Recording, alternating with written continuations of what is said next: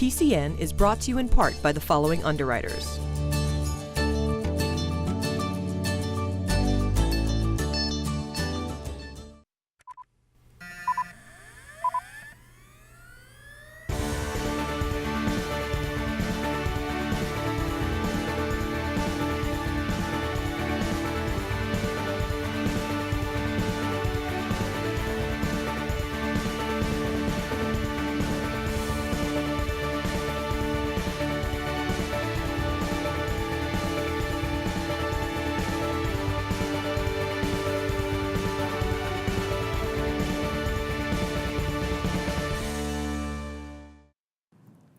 Hello and welcome to PACTV Community News, local stories from the South Shore.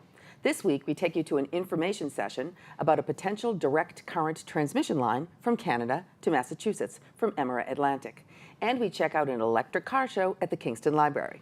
PCN gets a sneak peek into Bridgewater State University's theatrical production of Alice in Wonderland, now in production at Plymouth Plantation.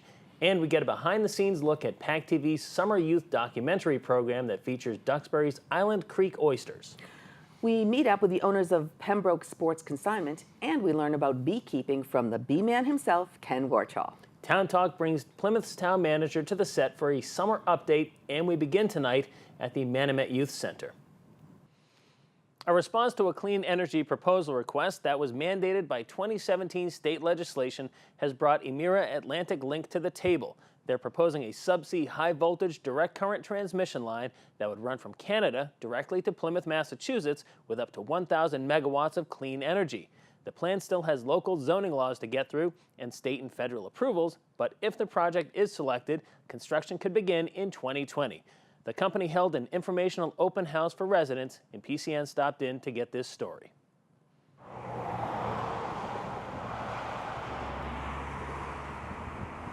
We're here at the Manomet Youth Center to have an open house to introduce our proposed transmission project to the public in the area. Our company is called Emera.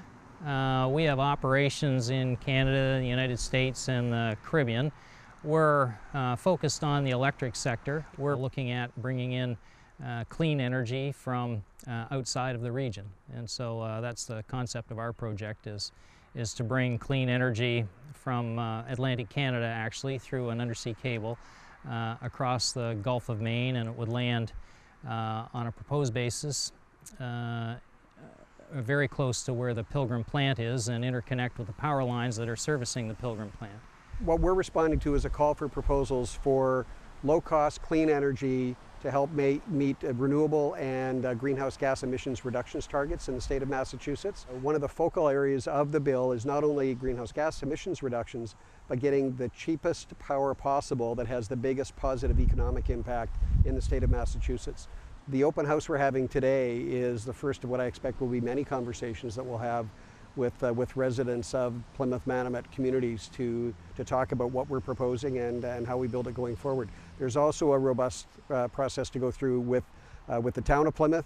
We have to go before the Zoning Board of Appeals and talk about the facilities and work that through. So I think I'd like to emphasize that there'll be ample opportunity for residents to talk to us, because we'll make ourselves available, but also through more formal processes that we go through both with the town and with the state to make sure that any concerns they have are registered and dealt with. The timing fits together nicely with the plans that Entergy has for the nuclear plant. So it's scheduled to close down in 2019, and if we're successful with this proposal, we would start construction shortly thereafter.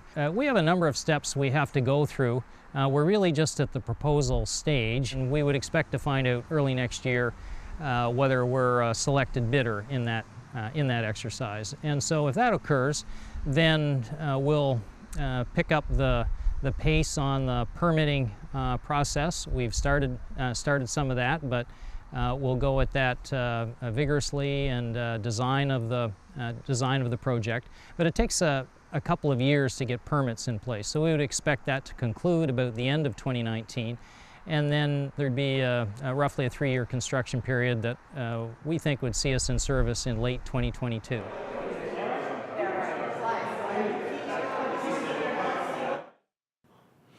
The PACTV Summer Documentary Program is a 2-week course for local students in 7th, 8th, and 9th grade to teach them the start-to-finish fundamentals of producing a documentary.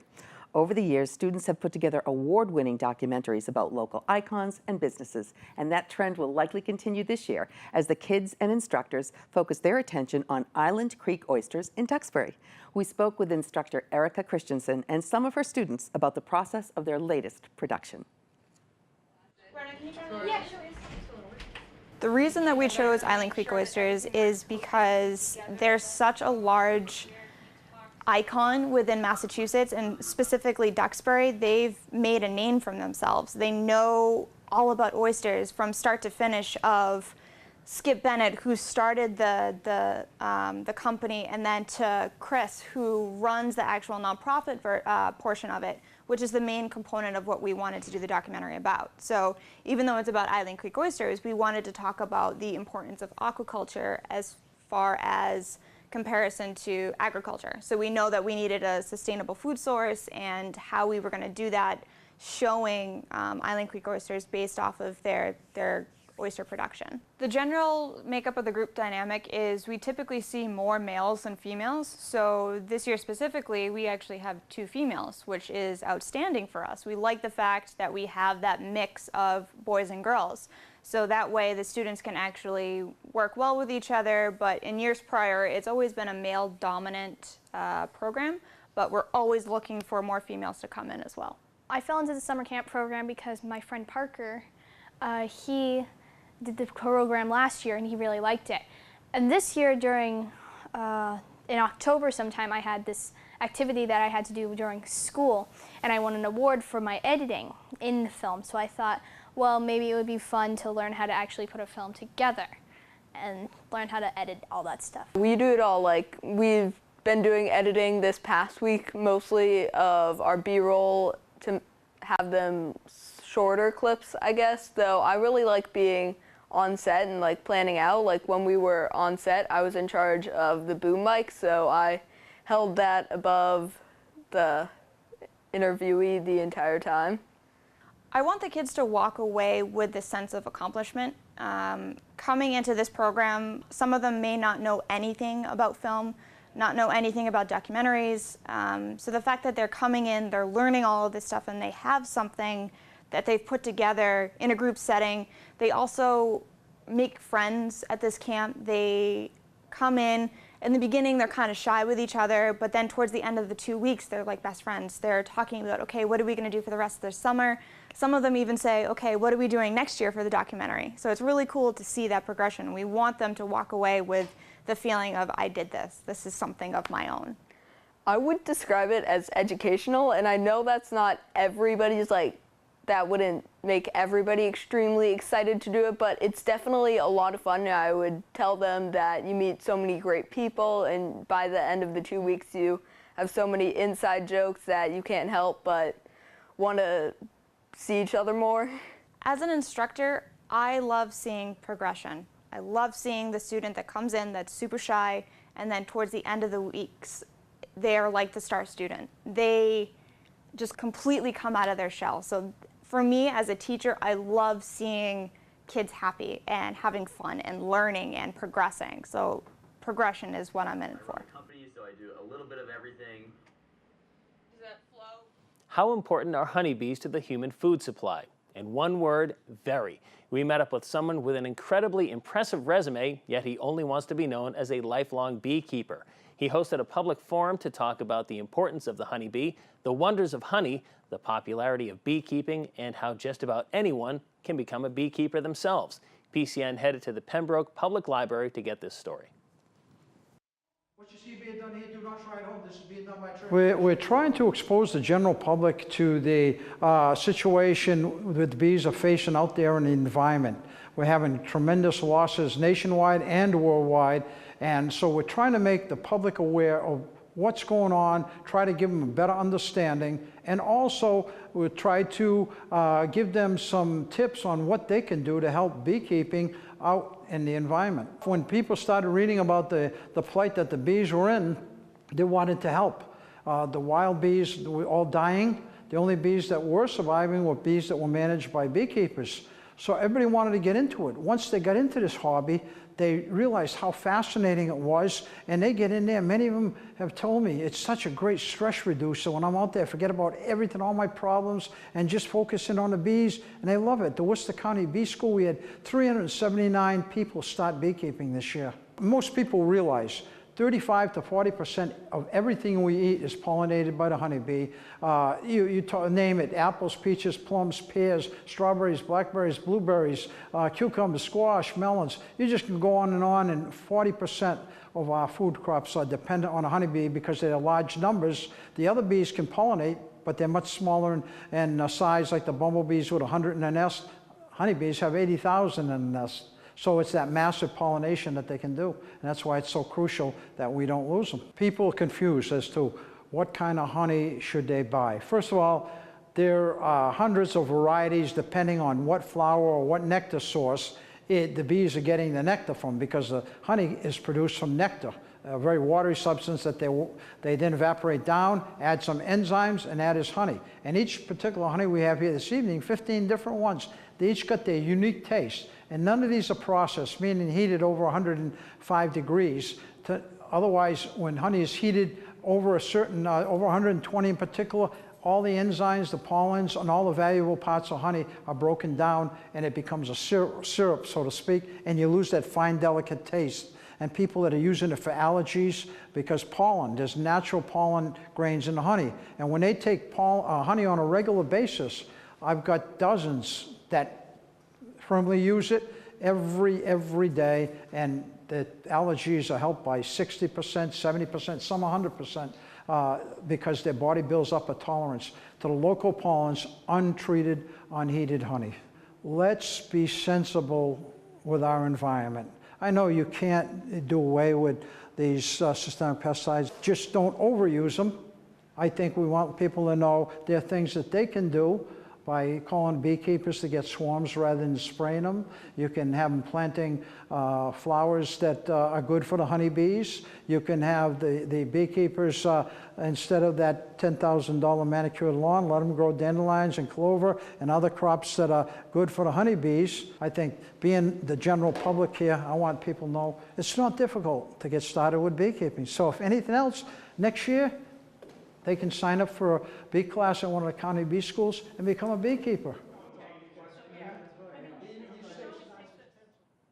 Since the early 2000s, the concept of the hybrid vehicle has worked its way into the American driver's consciousness, thanks in large part to the popularity of the Toyota Prius.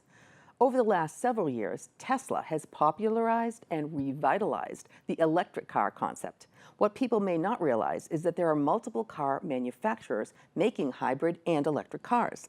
One big reason for the public's lack of knowledge is that many of these cars and trucks don't get the same amount of advertising as their gas-powered counterparts.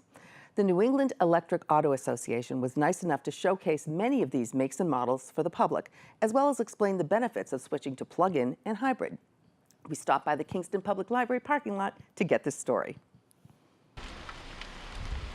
It was supposed to be a rainy Saturday, but luckily Mother Nature smiled on us and cleared the skies for the afternoon hybrid and electric car display hosted by the New England Electric Auto Association.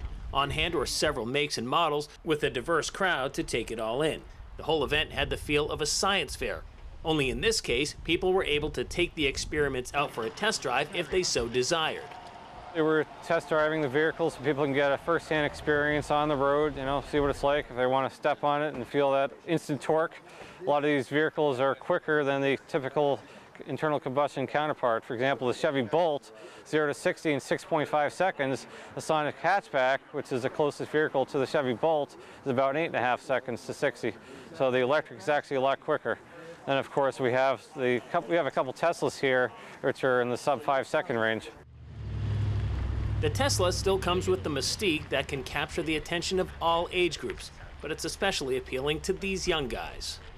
The Tesla obviously attracts a lot of attention. It's a full-size luxury car, very quick. The slowest model is 0 to 60 in 5.5 seconds, and the P100D, 100 kilowatt-hour pack, you can get 2.3 seconds to 60. And that'll blow away virtually every production car on the planet, even a Dodge Hellcat.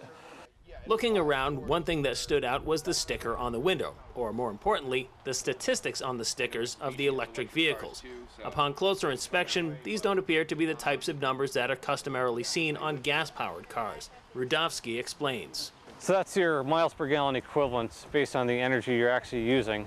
And it's, Leaf, for example, is 107 miles on a charge with a 30 kilowatt hour pack. The Chevrolet Bolt that's over there, that gets about 240 miles per charge.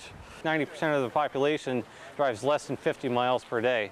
So in reality, you're going to drive to work, you're going to come home, you're going to plug in, take about 10 seconds, and you'll wake up in the morning with a full charge and do it all over again. The science fair atmosphere continued as the original smaller crowd attracted an even bigger crowd as the day went on. What the people at the New England Electric Auto Association hoped would be an information session with audience participation was turning into just that. This way people can get a hands-on experience without the typical dealership setting, possibly being pressured to buy. So it's a much better, low pressure experience. You can see many cars, in just one setting. You don't have to go to multiple dealerships. And just like the car lot at a dealership, more often than not, the people that walk onto it walk off without having made a purchase. These guys here understand that. I think they're just happy knowing that when people do leave, they have a better understanding of what's out there for alternatives. Reporting from Kingston, Brian Sullivan, PCN.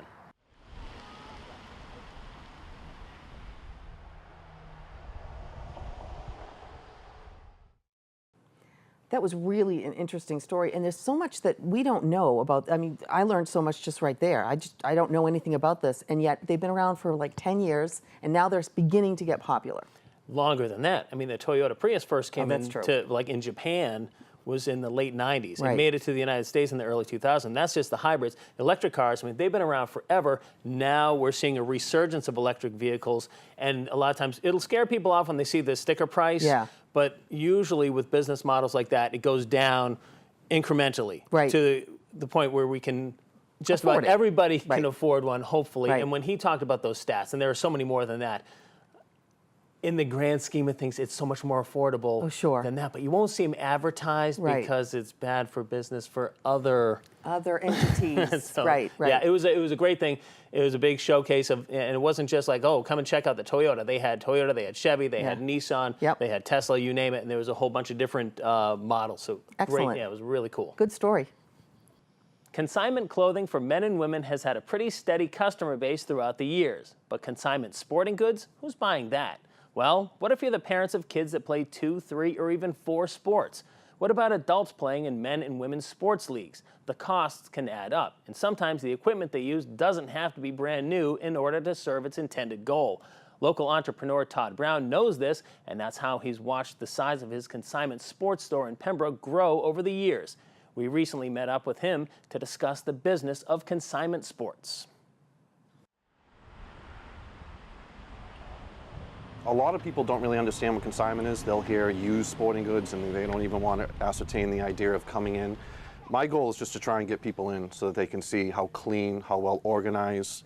Everything is in perfect mint shape or else we don't take it. I opened this store because I wanted to help families. I wanted to allow kids to be able to play any sport of their dream, regardless of the cost of the sport. Obviously, getting into sports is very expensive, not only for the equipment, but also signing up on leagues. So I just wanted to be able to help families allow the kids to be kids. It helps with them coming into the store because when they come in, they can see that we only accept very gently used sporting goods. If it's something that the people wouldn't use because it's that old, we won't take that stuff. When you come into the store, you'll notice that about 40% of the inventory is in fact new. Stores that go out of business, dealing with wholesalers, things of that nature, allow us to have not only gently used stuff in the store, but also brand new. We sponsor a lot of teams. We donate a lot of items to like the baseball league that might be short of baseballs or helmets and things of that nature because we get so much equipment in. Just recently they did a sports drive for Crossroads for Kids. 100% of the proceeds go towards underprivileged children being able to go to camp for the summer. So it was nice that I was not only able to donate some merchandise for them to be able to use, but at the end of the day, I was able to give them a really nice donation and take back a lot of stuff that they weren't able to get rid of, to be able to come here and give it to families that are in need of it. We're in the center of like sports country, it feels like, with respect to, hockey, baseball, lacrosse, the surrounding area, Duxbury, Rockland, Hanover, Pembroke, it's just huge, huge sports community. I mean, everywhere you look, they play hockey year-round around here. And they're very diverse. You know, I live in Plymouth, where they're mainly baseball, baseball, baseball. This general area around here, I mean, they play all sports all year long. We've grown so quick in the 7 years that we've been in business, especially over the past 2 years, that we went from 800 square feet now on the ground level to 2,600 square feet. People wondered if I was going to be able to fill this store, and now I'm at the point where I could probably fill 2 stores. So 5 years from now, family sports too. Immersive theater might just be making a comeback. Not familiar with this term? In short, it's the type of theater in which the audience members get to be part of the show. We spoke with the director who's implementing this style in an adaptation of Alice in Wonderland. The theater company from Bridgewater State University has teamed up with Plymouth Plantation to deliver this production through August 24th. PCN stopped by and got to be part of the show ourselves to bring you this story. The theater department at Bridgewater State University, along with Bridgewater's Arts for Youth program, have teamed up with our friends at Plymouth Plantation to bring local area families a new adaptation of Alice in Wonderland. It is an immersive production. What does that mean? That means that rather than sit in an audience and watch actors on stage, you as the audience member become a part of the production. So in this adaptation of Alice in Wonderland, you'll follow Alice down the rabbit hole to chat with a cat, converse with a caterpillar, have tea with a Mad Hatter, and help Alice to save Wonderland from the Queen of Hearts. It's the perfect location for an adaptation of Alice in Wonderland, and we're so grateful that Deputy Executive Director of Plymouth Plantation, Richard Pickering, came to us over at BSU. He's actually a BSU alum, and was interested in partnering with us and getting some interns from the theater department to do some work over here at the plantation. That coincided with my children's theater tour course at Bridgewater State, where our students create a production from scratch, primarily for children. And while that tour typically moves to local area elementary schools and middle schools, because of Richard's interest in us teaming up, we decided to do it here instead, and it has turned out to be the perfect location. The Hornblower Gardens and the Hornblower House are really a wonderful location for this story in particular, and we're delighted to be partnering with them. Immersive theater is really a new and innovative way to involve people in theater who maybe don't attend the theater regularly. Maybe theater isn't their thing. And I think at a time when we're all looking at our phones all day, being in an immersive experience where you become part of the show and you have one-on-one interactions with actors and characters really brings back that human connection to theater. This particular production is wonderful for children and adults of all ages. It really brings families together, and I hope it's a fun and educational experience as well to learn a new kind of theater that's happening now. We're hoping that audiences will walk away from this production feeling a true human connection, not only to our actors and our characters, but also to the theater overall and to their friends and family that they attended this production with. It really brings people together. It's a fun time, and we hope everybody will come out to Plymouth Plantation to join us for the remainder of our run of Alice in Wonderland. Town Talk today brings Plymouth Town Manager Melissa Arrighi back to our set. Welcome back. Thank you. And it's into August. We're almost done with summer already. This is crazy. There's a lot of things going on. But first of all, the Symes House. Give us an update. So the Symes House is that beautiful old captain's mansion that is in Manomet. And I think that the village there, they were pretty excited about the possibilities once town meeting instructed us to purchase the property. Or retain the property. So we spent a lot of money. The Community Preservation Committee was incredibly supportive. We had a great project manager on site, the same project manager that's done our 2 high schools. Great. And they came through. They came through on time. We're within the budget that was allotted to us. And the Manomet Village MVSI, the Manomet Village Incorporated, is Commons Incorporated, is a group that has bid on the property. They're a group of our own residents from the area, and they are going to take over the management of it. So it has some office space on the 2nd floor. If you haven't seen it, visit. It has 2 affordable housing units on the top that are adorable. Yeah, I bet. And then they have some open meeting space on the bottom floor, and then, of course, the beautiful green. Yeah. Excellent. Yeah, we're pretty excited for them. It's finally done. Good. Hope they're a success. That's one checked off. Dredging. Talk to me about dredging. So Plymouth is in really good shape compared to the other coastal communities because we've done a lot of sampling. We know how much we need to have it done as well as the other communities. We understand that. Well, last week we had Secretary Jay Ash come down with a couple of his assistants to hold a dredging meeting at Town Hall. It was standing room only in the meeting room. Communities represented from the Vineyard, from Nantucket, up the coast, all telling him what our needs were when it came to expedite the permitting process, help us find the funding. And Secretary Ash was pretty serious when he said, you show us a commitment, some kind of town match, and we're more inclined to help at the state level. And I have to tell you, Plymouth is wonderful about that. Both the residents and the town meeting members, they'll say, get all the grants and all the help that you can get, but we'll put our money up as well. So I think that you are going to see dredging in the town of Plymouth in the not too far future. That'll be great. I think so too. Terrific. That's terrific news. Now, budget proposal. You're getting all ready for the budget.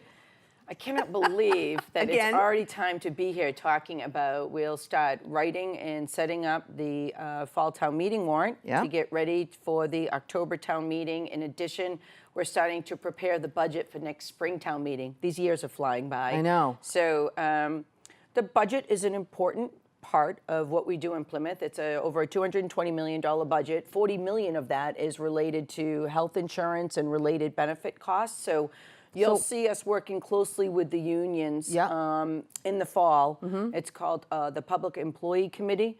And selectmen representatives, as well as myself and a management team, will sit with the unions and say, what can we come up with collaboratively for health insurance changes to help with the budget, not hurt the employees, but still support the community and the raising of taxes. Now, is this just health insurance or is this also retirement?